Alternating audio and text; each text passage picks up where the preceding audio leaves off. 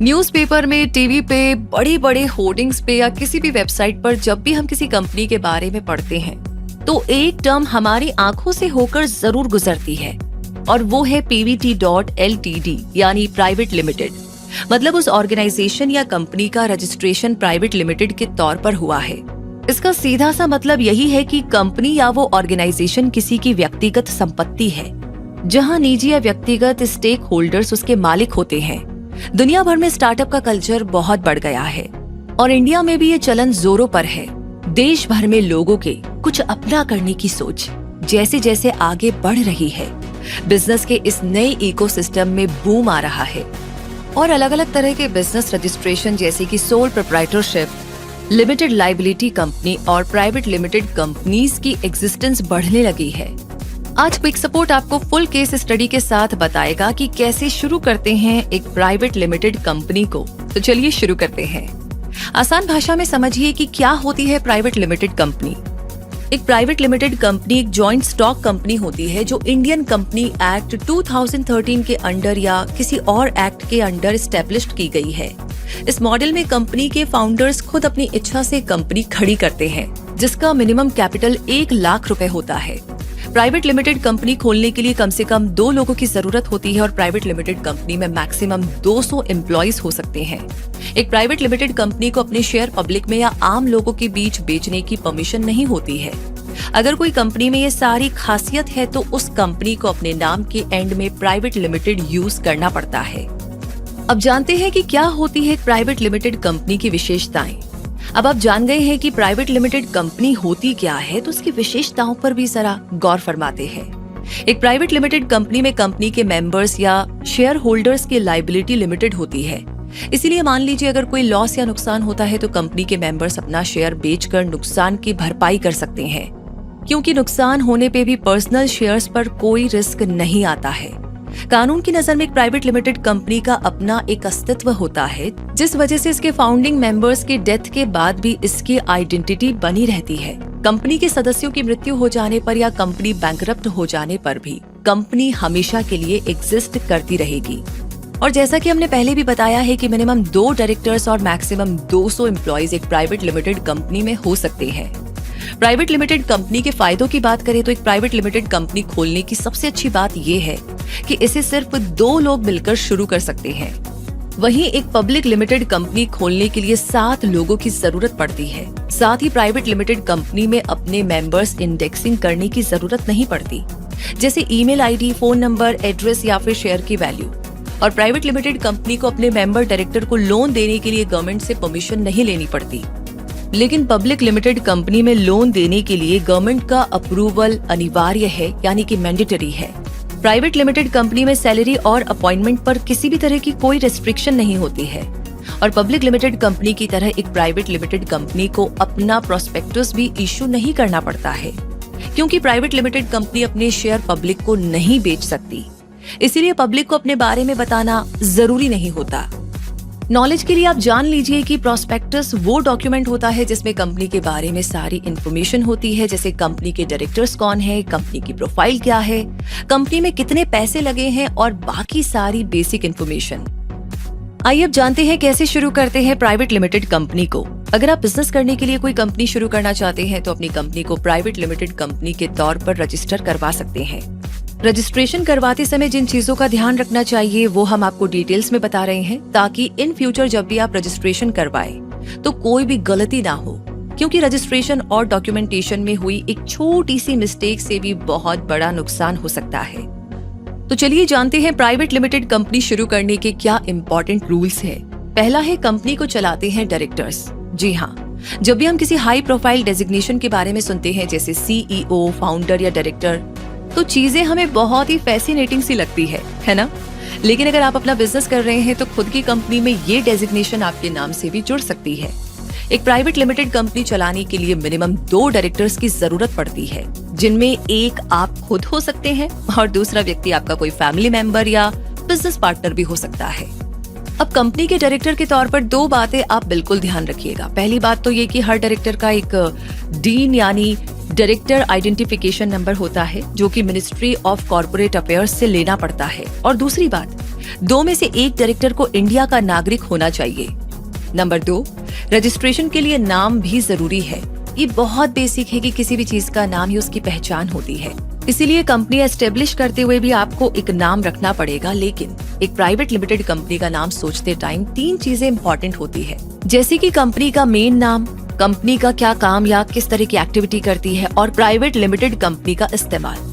Company का नाम सोचते हुए भी आपको अच्छा खासा दिमाग लगाना पड़ेगा, क्योंकि रजिस्ट्रार ऑफ कंपनी या आरओसी में रजिस्ट्रेशन के समय 5 से 6 नाम भेजने होते हैं, क्योंकि एक नाम की दूसरी कोई कंपनी रजिस्टर्ड नहीं हो सकती, या फिर आपकी कंपनी का नाम किसी दूसरी कंपनी से मेल भी नहीं खाना चाहिए।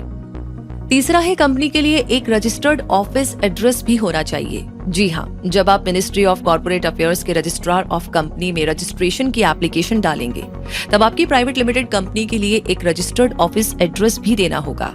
तो ऑफिस एड्रेस इसीलिए देना जरूरी है ताकि आप बता पाए कि आपकी कंपनी काम कहाँ से कर रही है, लोकेशन क्या है, और लोग आपसे कहाँ कम्युनिकेट करेंगे। साथ ही कोई डॉक्यूमेंट, कुरियर या लेटर डिस्पैच करने के लिए एक लीगल एड्रेस भी तो होना ही चाहिए, राइट?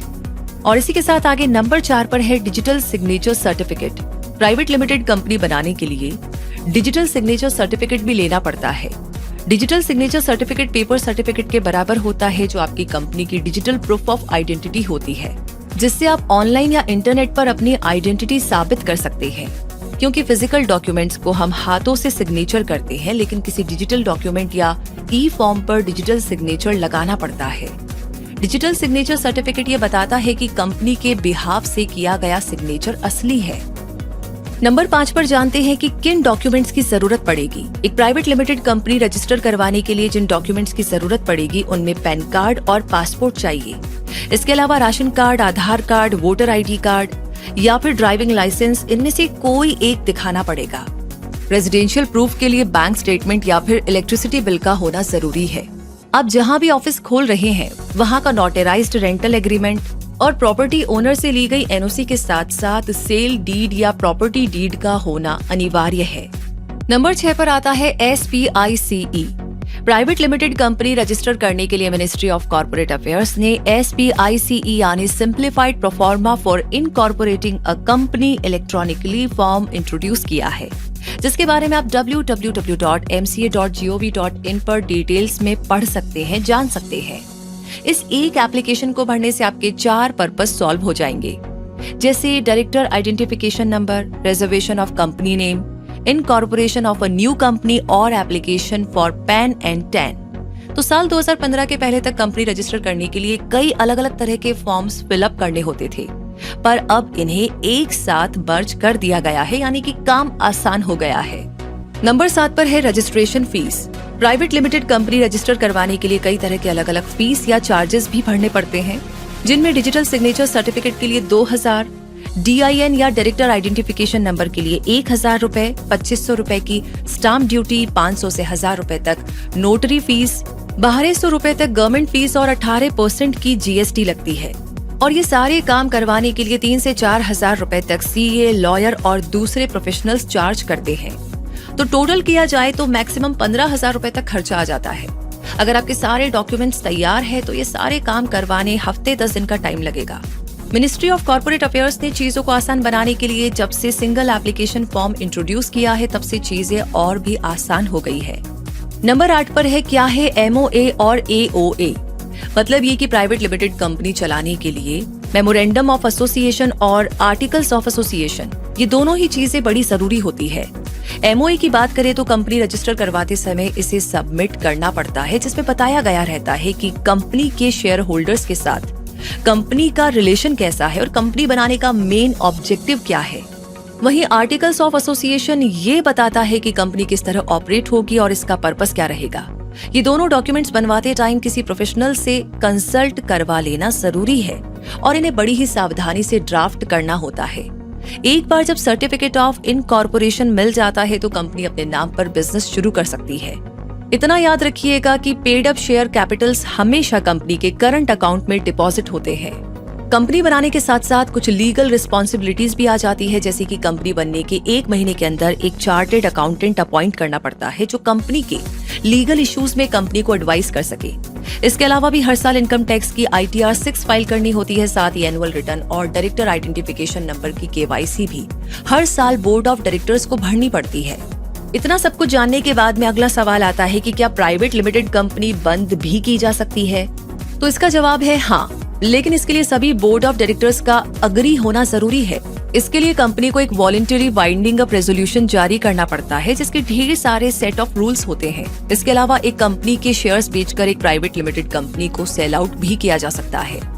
इसके अलावा अगर कंपनी किसी धोखाधड़ी या फ्रॉड केस में दोषी पाई जाती है या किसी इलीगल काम में उसकी इन्वॉल्वमेंट निकलती है, तो जुरिस्डिक्शन के जरिए गवर्नमेंट कंपनी को बंद भी कर सकती है। Anand automotive private limited, Hindustan Coca Cola beverages private limited, Jaguar and company private limited, Mother Dairy fruit and vegetables private limited, Parle products private limited, ये इंडिया की कुछ पॉपुलर प्राइवेट लिमिटेड कंपनीज के नाम है जो सक्सेसफुली अपना बिजनेस रन कर रही है। तो अगर आप भी अपने यूनिक बिजनेस आइडिया के साथ मार्केट को लीड करने का सपना देख रहे हैं, तो प्राइवेट लिमिटेड कंपनी से शुरुआत कर सकते हैं।